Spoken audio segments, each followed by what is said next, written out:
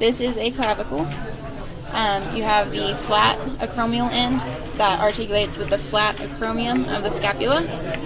They mesh together. And then you've got the stubby sternal end. See how fat it is compared to the other side? A way to slide this is the conoid tubercle is down and back.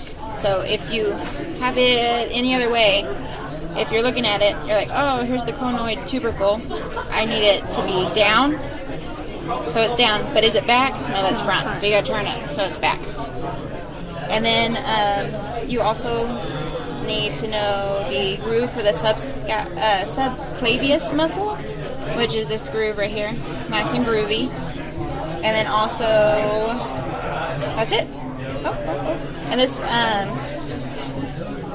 costal tubercle is actually,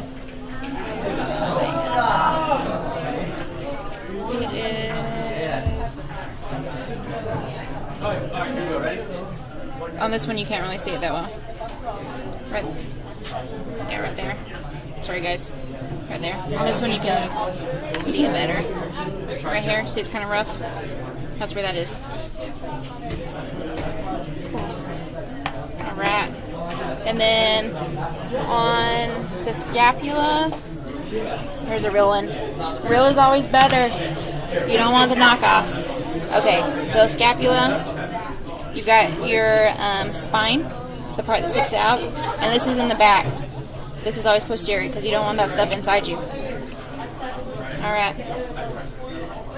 And then you have your acromion that comes off the spine. It's nice and flat.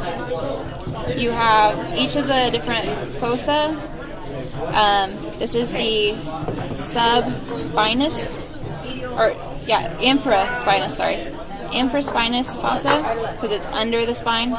You have your supraspinous fossa, which is above the spine. Then your third one is a subscapular fossa. It's underneath. So your scapula, it's underneath the scapula. And then you have the margins. You have the axillary border, which is the most lateral part. Actually, most lateral part, I'm sorry. Most lateral part, this goes out towards your humerus. Then you've got the medial margin, which goes towards your vertebra. And then you have the superior margin up here. And here you have this suprascapular notch right there. So superior, medial, and lateral. The angles of the scapula. This is the inferior angle. That's the only important one you need to know. It's the bottom part of the scapula right here, the pointy part. And then you have your glenoid fossa. It's pear-shaped, so in case they ask that on the boards. And that articulates with the humeral head. So that's another way you can know which side it's on, because this is always lateral. And then you have the Coracoid process. And because scapula has a C in it, it's a coracoid, which is this stubbier part that comes off the glenoid. So that's interior. So anterior, posterior, and your little humeral head articulates right here. Okay.